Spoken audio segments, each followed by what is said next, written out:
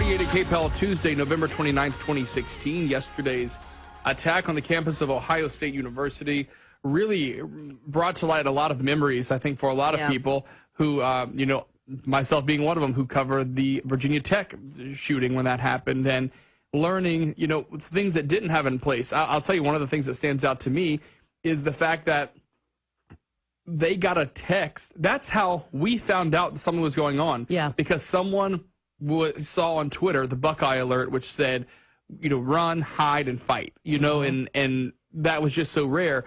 We remember an alert did not go out to the students at Virginia Tech until 2 hours after it happened. Now, that was, a while back, and so obviously some strides have been made. But, we also had a situation where this guy was neutralized, in the words of police, within a minute of this attack starting by an officer. Joining us on the phone, Michele Byington, a gun law expert. What does this mean? People who maybe even go to school there worried that something like this might happen again in terms of protecting themselves if they want to have a gun. Well, unfortunately, in Ohio, it is not lawful to possess a firearm on a college or university campus, as in it's that way in many states. But I will have to compliment OSU on their response on their tweet they sent out, Run, Hide, Fight, which is the method that is endorsed by the Department of Homeland Security. If you are in an active threat situation, whether it be an active shooter or some other form of a threat, the advice is to run, to hide, or to fight. Of course, the first option that you want to be able to take is to run. You want to get out of that area because less targets, less casualties. It's common sense. But what we have to remember is that we have to run with purpose. Don't run towards the threat.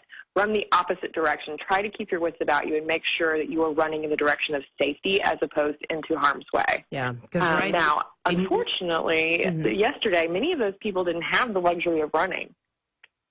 Yeah. Wow. Yeah, because that's right, because the guy went up on the curb to hit the people. Right.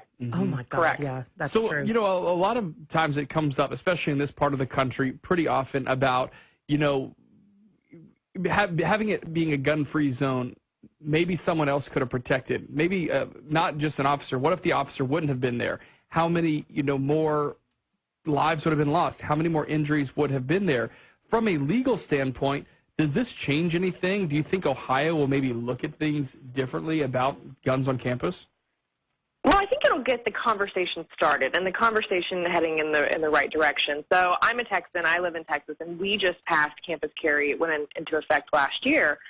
So now a person who possesses a handgun license is able to carry on a college campus here in Texas. And I think many states can look to Texas and see, look, all right, now that campus carry is passed there, it's not the Wild West. There are not frat daddies running across university campuses shooting each other. It's not going to happen because there's study after study shows that a person with a handgun license, no matter where they're from in the United States, this group of people are the least likely to commit a violent crime. So these are the people you want to arm. So I think this is a great way, unfortunately, to get the conversation started there in Ohio and perhaps in other states as well, that maybe we need to rethink our gun-free zone because 90% of active shooters will target a gun-free zone. Why?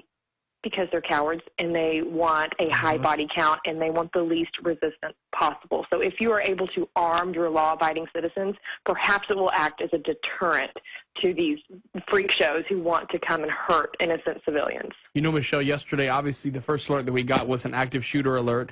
And we later learned from different analysts, FBI analysts said, even once it wasn't a shooter, that's still the alert that would, that's still kind of what they were looking for before they determined, hey, the guy used a car.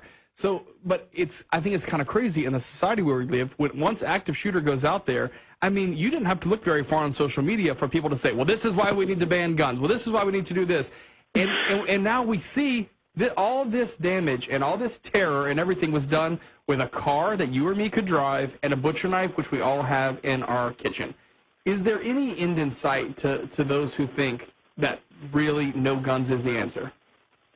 You know, I hope I live in a world one day where people start to figure out that it's not the gun, but it's the crazy person behind the gun. Mm-hmm. You're exactly right. I mean, we saw it in Paris. We saw it in Boston with the Boston bombers who got a pressure cooker from their grandmother's home and made it into a bomb. So a weapon is a weapon is a weapon, whether it be a gun, whether it be a pressure cooker, whether it be a butcher knife, or whether it be a baseball bat. The same thing applies. We need to be able to arm citizens in the most efficient way so they are able to protect themselves, and they're not left as sitting ducks in this gun-free zone, because at the end of the day, that's the most vulnerable place, and where do you think they're going to attack first? In these vulnerable areas.